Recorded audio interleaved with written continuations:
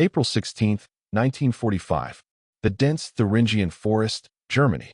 As dawn broke through the misty canopy, Captain Robert Harmon of the U.S. 90th Infantry Division led his exhausted platoon along a railroad track that snaked through the mountains. They were hunting for German resistance. Instead, they would discover a secret that would alter their understanding of the Third Reich's desperate final days. The men expected to find abandoned positions, perhaps some surrendering Wehrmacht soldiers, but they could never have anticipated what lay hidden in the mountain tunnel ahead. They believed this was just another routine reconnaissance mission in the closing days of the European theater. Before we dive into this story, drop a quick hi in the comments and tell me where you're watching from. It really helps support the channel. This is the tale of how ordinary American soldiers, in the dying moments of World War II, uncovered one of the Reich's most closely guarded treasures, a discovery that would reveal not just the material wealth of Nazi Germany, but expose the profound moral bankruptcy at the heart of Hitler's thousand-year empire. The early morning air bit at Lieutenant James Calloway's face as he consulted his map. At 26, the former history teacher from Nebraska had seen enough combat to age him a decade. His unit, Baker Company of the 358th Infantry Regiment, had been pushing eastward for weeks as part of General Patton's Third Army's final offensive. Intelligence suggested this railway line might lead to a German supply depot, but specific details were scarce. "Captain, tracks look recently used," Sergeant Frank Moretti called out, crouching to examine the gleaming rails. At 34, the Brooklyn-born mechanic had an eye for machinery that had saved the unit more than once. "Someone's been maintaining these, and look, the brush has been cleared back. This line is active." Captain Harmon nodded, eyeing the tree line warily. "Understood. Maintain vigilance, gentlemen. Jackson, radio command and update our position." Private First Class Terrence Jackson, the unit's radio man and youngest member at 19, adjusted his heavy SCR 300 radio. "Yes, sir. Informing HQ we're at coordinates 50.7, 11.3, following active rail line, requesting any additional intelligence." The command center crackled back. "Baker Company, be advised, aerial reconnaissance photographed possible tunnel entrance approximately 2 miles ahead. Approach with caution. Intelligence suggests possible German railway artillery battery." Out. As the squad advanced along the tracks, they passed unmistakable signs of recent activity: cigarette butts, boot prints in the mud, and even discarded food packaging bearing Wehrmacht supply stamps dated just days earlier. "I don't like this," whispered Corporal William Hayes, the unit sharpshooter. "Why abandon a functional rail line? Unless it's a trap." On the opposing side, just 800 meters ahead, Oberleutnant Karl Mueller paced nervously inside the camouflaged tunnel entrance.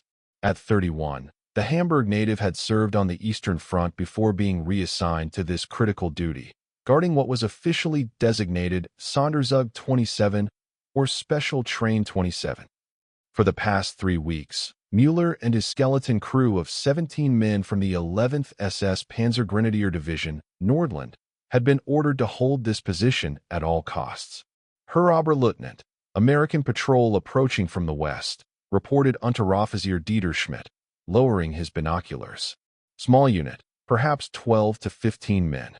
Mueller consulted his orders for the 100th time. Reichsmarshal Göring's signature was unmistakable at the bottom of the page.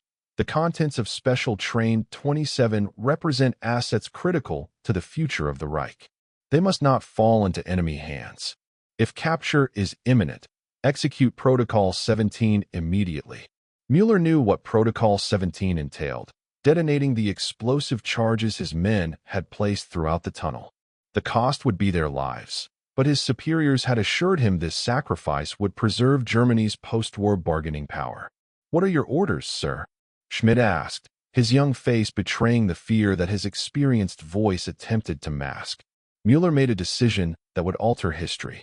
"We are 15 men against what will soon become the entire American army. The war is lost. We will surrender. But first, we remove our SS insignia and put on regular Wehrmacht uniforms. Quickly now." While Mueller's men hurriedly changed uniforms, Captain Harmon's patrol had discovered something unusual: a small concrete bunker partially hidden by foliage near the tracks. Breaching positions, ordered Harmon as his men spread out. But instead of resistance, they found the bunker abandoned, communication equipment destroyed, and a map tacked to the wall showing the tunnel network ahead. "Sir, look at this," said Lieutenant Calloway, pointing to markings on the map. "These notations, Wagon 1G, Wagon 2K, they're categorizing train cars. And these timestamps," added Sergeant Moretti, studying a logbook left behind. "Daily security checks, 3 times per day, last entry from this morning. Whatever's in that tunnel, they were protecting it until very recently." As they approached the massive camouflage tunnel entrance, the Americans were surprised to see white flags waving from inside. Mueller had made his decision, one that would save his men's lives but expose one of the Third Reich's most valuable secrets. "We surrender," called out Mueller in accented English. "We are Wehrmacht, not SS. We wish no further bloodshed." The Americans advanced cautiously, weapons trained on the 17 German soldiers who emerged with hands raised. As they secured the prisoners, Captain Harmon and Lieutenant Calloway ventured deeper into the tunnel and stopped dead in their tracks. There, stretching nearly 200 meters into the mountain, stood an immaculate train comprising 24 cars. Unlike typical military transports, this one featured 2 armored passenger cars with curtained windows, surrounded by heavily reinforced freight cars. Most strikingly, for German Flak 88 anti-aircraft guns had been mounted on flatbed cars, positioned to defend the train from aerial attack. "What in God's name?" whispered Harmon. Mueller, now under guard, spoke softly. "It is called the Reichsbank Special Train. It contains many things your government will be interested in." Under the harsh glow of flashlights, the American officers approached the first car. The heavy steel door was locked with multiple mechanisms, but Sergeant Moretti made short work of them with tools from his kit. As the door swung open, the beam of Harmon's flashlight revealed stacks of wooden crates stamped with the Reichsbank eagle. "Get more lights in here," ordered Harmon. When the additional illumination arrived, the contents became clear. Each crate contained neatly organized files, ledgers, account books, financial records, and banking documents. But it was the second car that truly stunned them. "Mother of God," whispered Calloway as the door rolled open to reveal stacks of crates containing hundreds of gold bars, each stamped with the Reichsbank seal. The Americans stared in disbelief at what conservative calculations would later estimate at 8,198 gold bars weighing approximately 100 tons and worth over $260 million in 1945 dollars, or roughly $3.8 billion today. But the third car revealed something even more astonishing: hundreds of bags of gold coins, wedding rings, dental gold, and personal jewelry. Unlike the pristine gold bars, these items showed signs of hasty processing. Some still bore traces of blood or tooth fragments. "This is from people," said Moretti quietly, holding a wedding band inscribed with Hebrew letters. "They took this from the Jews." The remaining cars contained crates of currency from across Europe: French francs, Belgian and Dutch guilders, Hungarian pengos, Greek drachmas, and millions of Reich marks. One car held nothing but filing cabinets containing property deeds, stock certificates, insurance policies, and bank account information. 2 cars contained paintings, sculptures, and other cultural treasures, many still in frames or display cases bearing museum labels from across Europe. As the shocked Americans continued their inventory, Mueller explained, this was to be the Reich's insurance policy. Reichsmarshal Göring ordered these assets consolidated as the Allies advanced. The plan was to hide it in these mountains until after the war, then use it to rebuild or to bargain with the victors. The discovery sent shockwaves up the American chain of command. By nightfall, elements of the 90th Infantry Division had secured the entire area, and within 24 hours, military police, intelligence officers, and financial experts from the Treasury Department had arrived to begin a formal inventory. Lieutenant Colonel James Thornton of Army Intelligence interviewed Mueller extensively over the following days. The train was loaded in Berlin starting in January 1945, Mueller revealed. As the Red Army approached from the east, Reichsmarshal Göring personally selected these assets for evacuation. Each ministry contributed what they considered irreplaceable, The economics ministry sent gold reserves, the propaganda ministry sent cultural treasures, the SS sent their special collections. And you knew what was in those special collections? Pressed Thornton. Mueller looked away. We were told it was contraband seized from enemies of the Reich. Only later did I learn. The true source. The truth was more horrifying than even Mueller had initially understood. As Allied financial investigators would later document, much of the gold had been systematically harvested from Holocaust victims. Wedding rings, dental work, personal jewelry, and religious items stripped from those sent to the camps and ghettos. The Nazis had refined these items into gold bars, but their processing had been rushed during the final months, leaving many items identifiable. Major Abraham Silverman, a Treasury Department official assigned to the investigation, discovered ledgers detailing the origin of many items. The level of organization is sickening, he noted in his report. They cataloged everything. 5 gold fillings from Transport 72 from Hungary, 142 wedding rings from Amsterdam's Jewish quarter, all meticulously recorded as if it were ordinary banking. Meanwhile, art experts identified paintings looted from museums and private collections across Europe. The train contained 11 works believed lost forever, including 2 Rembrandts, a Vermeer, and several Impressionist masterpieces that had been destined for Hitler's planned Führermuseum in Linz. For the soldiers of Baker Company, the discovery transformed their understanding of the war. Private Jackson, who had grown up in rural Georgia, wrote in a letter home, "I thought I knew what we were fighting against. I didn't understand until today. They didn't just kill these people, they processed them, cataloged them, turned them into ledger entries and gold bars. This isn't just war booty. It's evidence of something I don't have words for." Back at the tunnel, the investigation expanded as experts arrived from London and Washington. They discovered the train had been prepared for destruction. Explosives had been placed throughout, with detonators that could have collapsed the entire tunnel. Mueller's decision to surrender rather than execute Protocol 17 had preserved not just a fortune and assets, but crucial evidence of Nazi financial crimes. The Allied leadership immediately recognized the significance of the find. General Dwight D. Eisenhower personally ordered the establishment of a secure facility to process the contents. Within 72 hours, heavily armed convoys began transporting the assets to Frankfurt, where a team of 204 financial experts, art historians, and military intelligence officers would spend the next 3 years cataloging every item. For Captain Robert Harmon and the men of Baker Company, their role in the discovery brought unexpected consequences. Initially ordered to maintain absolute secrecy, they were later awarded commendations that carefully avoided mentioning the true nature of their find, describing it only as a significant enemy resource cache. "It feels strange," Harmon confided to Lieutenant Calloway as they were reassigned to occupation duties in May 1945. "We uncovered what might be the single largest theft in human history, and we can't tell anyone about it." Calloway nodded. "What bothers me is how organized it was. This wasn't battlefield looting. This was systematic. They built financial infrastructure around mass murder." On the German side, Oberleutnant Mueller and his men faced interrogation, but ultimately received relatively lenient treatment. Mueller's decision to surrender rather than destroy the train worked in his favor. Though initially held as a potential war criminal due to his SS background, investigators concluded he had been assigned to the train duty late in the war and had no direct involvement in the acquisition of the looted assets. "I joined the Wehrmacht in 1939 as a patriot," Mueller told his American interrogators. "By 1945, I was serving a government I no longer recognized.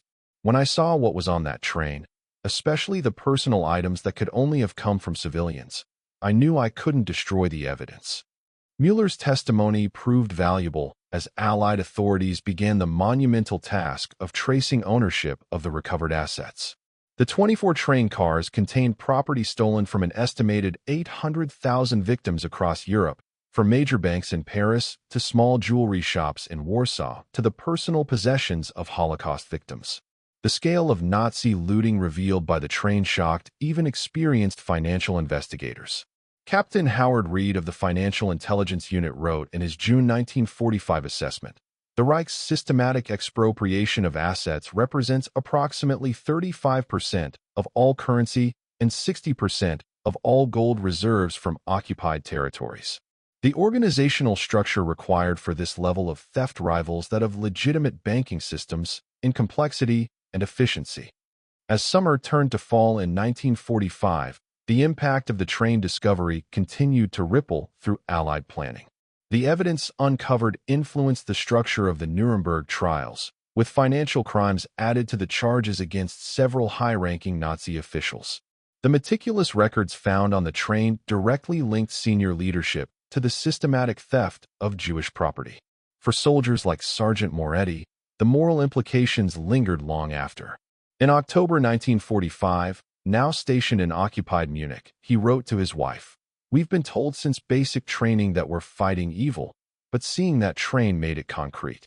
It wasn't just the gold and the money. It was the wedding rings still inscribed with names and dates, the children's lockets with tiny photos still inside. They turned families into line items in an accounting book. How do we make sense of that?" The answer came in part through the establishment of restitution processes. Using the records found on the train, Allied authorities began the painstaking work of returning identifiable items to survivors or their families. This effort would stretch over decades and continue into the 21st century. 43 years later, in 1988, former Lieutenant James Calloway, now a history professor at the University of Michigan, received a letter from Israel. It came from Rachel Abramovitz, a Holocaust survivor who had lost her entire family in Auschwitz. Allied investigators had traced her mother's distinctive gold locket, found in one of the train cars, using the detailed Nazi records and modern database technology. "Your discovery of that train did what my family never thought possible," she wrote. "It returned to me the only physical connection to my mother that still exists. When the Nazis took us to the camp, they recorded everything they took with their German efficiency. Those same records that documented their crimes eventually allowed my mother's locket to find its way back to me. There is a terrible irony in that." For Captain Harmon, who returned to his law practice in Pennsylvania after the war, the train discovery represented both an end and a beginning.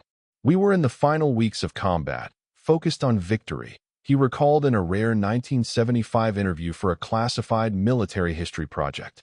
"What we found in that tunnel forced us to start thinking about justice, which is a much more complicated task. Military objectives are clear. You take the hill, you secure the bridge. But how do you secure justice for millions of victims? How do you return what was stolen when so many rightful owners are dead?" Those questions went far beyond our role as soldiers. The train contained another surprise that would have long-term geopolitical implications. In a secure compartment in the last car, investigators found 119 containers of microfilm and original documents detailing the Reich's intelligence operations, including extensive files on Soviet industrial capacity, military leadership, and scientific developments. This intelligence, gathered through German espionage and occupation of Eastern territories, would later inform early Cold War strategy. Colonel William Donovan, head of the Office of Strategic Services, the predecessor to the CIA, personally reviewed these materials in July 1945. His assessment was blunt. The intelligence value of these documents may ultimately prove more significant than the financial assets. They provide unprecedented insight into Soviet capabilities that would have taken us years to develop independently. Indeed, the train's contents illustrated the multi-layered nature of Nazi ambition, not just conquest and genocide, but the wholesale appropriation of wealth, culture, and information. Even in defeat, the Reich had attempted to preserve leverage for a future it would never see.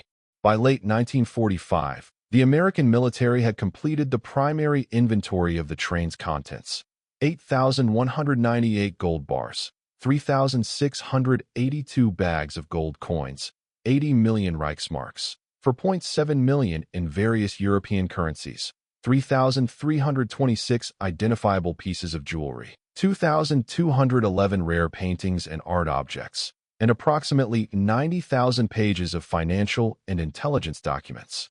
The monetary value was staggering, equivalent to nearly 30% of Germany's pre-war annual gold and foreign exchange holdings. But the historical and evidential value proved even greater. The documents provided critical evidence at Nuremberg and later trials, linking specific Nazi officials to economic crimes and the systematic looting of Jewish property. As for the American soldiers who made the discovery, they carried the memory throughout their lives. Private Jackson, who became a high school history teacher, often told his students about the moral clarity the train gave him. Before we found that train, I understood we were fighting against fascism in an abstract way. After seeing those wedding rings and family heirlooms turned into gold bars, I understood we had been fighting against industrial-scale inhumanity. There's a difference between knowing something intellectually and seeing the physical evidence of it. Lieutenant Calloway's academic career was shaped by the discovery. His groundbreaking 1958 work, The Economics of Genocide, drew heavily on his first-hand observations of the train's contents. He became one of the first scholars to thoroughly examine the financial mechanisms that underpin the Holocaust. Sergeant Moretti returned to Brooklyn and opened an automotive repair shop, but volunteered for decades with organizations helping Holocaust survivors locate and reclaim stolen property. When asked why he devoted so much of his life to this cause, his answer was simple. I saw the end result of what happens when people decide other humans have no right to own property, practice their faith, or even exist. After you see something like that, you can't just go back to normal life without trying to balance the scales a little. Captain Harmon perhaps summed it up best in his personal journal, which his family donated to the United States Holocaust Memorial Museum after his death in 1994. April 16, 1945, started as a routine patrol and ended with us staring into the dark heart of what we had been fighting. The gold was shocking, yes, but it was the wedding rings that haunted me. Thousands of them, each representing a broken family, a broken promise. We found a train full of wealth that day, but what we really discovered was the moral bankruptcy of an entire regime. No amount of gold could disguise that poverty of spirit. The legacy of Special Train 27 continues today. As recently as 2019, items identified from its manifest were still being returned to descendants of the original owners. The financial records it contained have informed international standards for banking transparency and anti-money laundering regulations. The art recovery processes developed to handle the train's cultural treasures became models for addressing art restitution claims worldwide. In the mountains of Thuringia, a small memorial now marks the tunnel entrance where Captain Harmon's patrol made their discovery. The plaque bears a simple inscription. Here was found evidence of both the greatest theft and the greatest tragedy of the 20th century. Let neither be forgotten. For the soldiers who uncovered the train, the gold bars and currency proved far less valuable than the moral clarity their discovery provided. In the complex aftermath of history's deadliest conflict, they had found concrete evidence of what made their sacrifice necessary. Proof that they had indeed been fighting against a profound evil that had industrialized not just warfare, but theft, cultural destruction, and ultimately, mass murder. The contents of that train, hidden in the Thuringian mountains as the Third Reich collapsed, revealed more about the nature of Nazi Germany than 1,000 battlefield encounters. It showed how thoroughly the regime had corrupted every institution, banking, art, culture, record-keeping, and bent them toward its genocidal purpose. What stunned the American troops wasn't just the material wealth, but the methodical documentation of human suffering that accompanied it. As post-war Germany rebuilt itself into a democratic nation confronting its past, the evidence from the train helped ensure that reconstruction included moral as well as physical dimensions. The gold was returned, the art restored, the documents preserved, each act a small step toward justice in a world forever changed by what had occurred. The ripple effects of the train's discovery extended well beyond the immediate post-war period. Dr. Elsa Friedman, chief curator at the National Gallery in Berlin, spent 30 years tracing the ownership history of artworks found on the train. What made this collection unique was not just the value of individual pieces, but how they represented the systematic looting of cultural identity.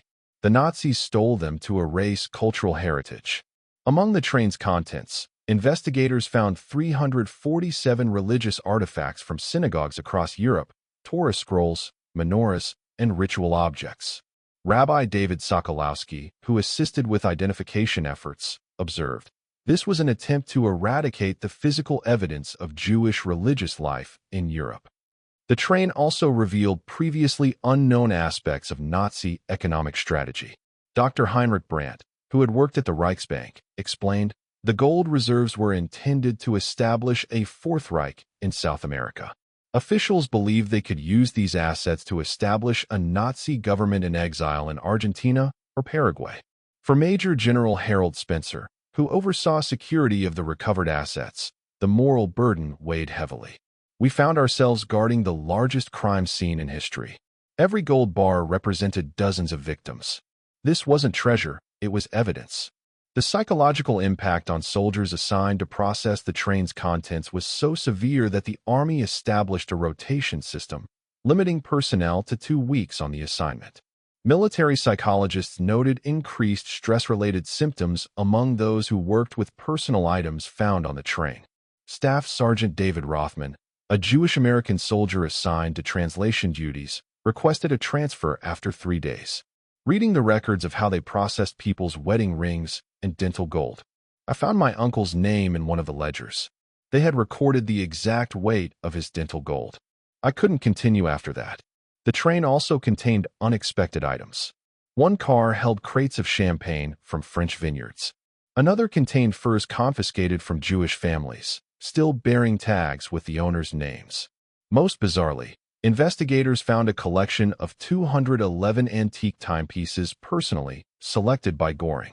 Even as Berlin was falling, even as Soviet artillery could be heard, they were still cataloging stolen watches, noted Lieutenant Colonel Thornton. The level of detachment from reality was staggering. The American government initially classified many details of the train's discovery until 1956. For the soldiers who discovered the train, this secrecy felt like an additional burden.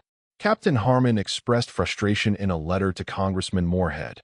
The American public doesn't fully understand how accountants, bankers, and bureaucrats turn genocide into a profit-making enterprise. Congressman Moorhead later helped establish the Foreign Claims Settlement Commission, which continues to adjudicate Holocaust-era property claims. The fate of the German personnel varied.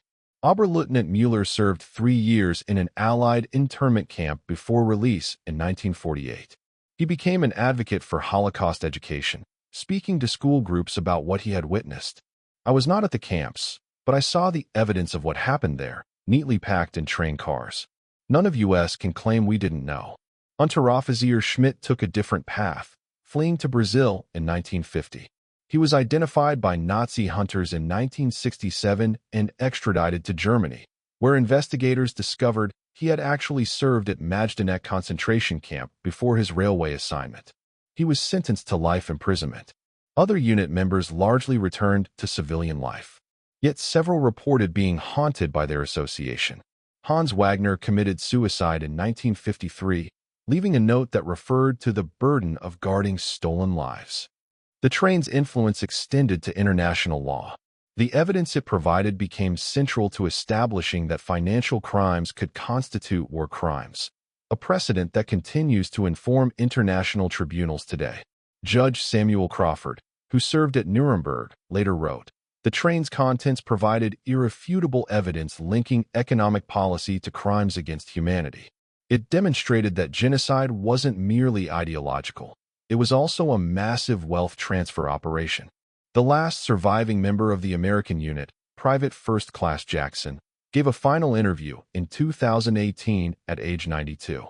Asked what future generations should understand, Jackson reflected, "We think of evil as dramatic, as bombs falling and battles raging.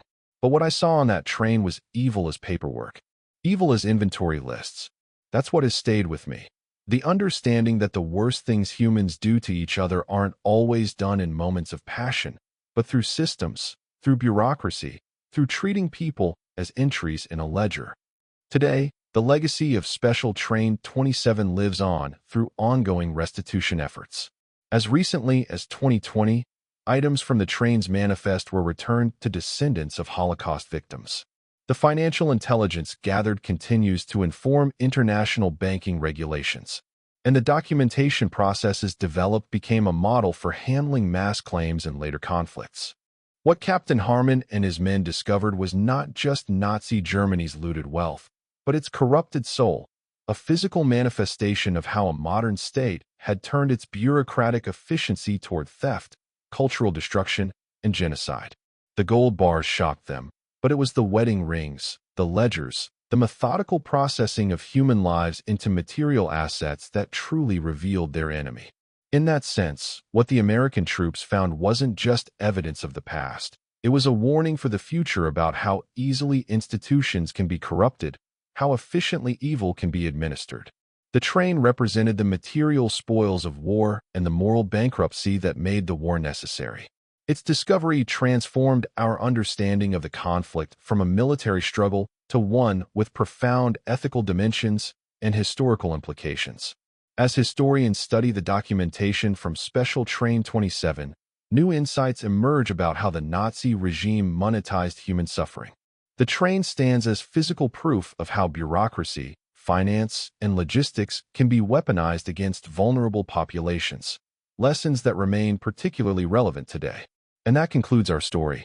If you made it this far, please share your thoughts in the comments. What part of this historical account surprised you most? Don't forget to subscribe for more untold stories from World War II, and check out the video on screen for another incredible tale from history. Until next time.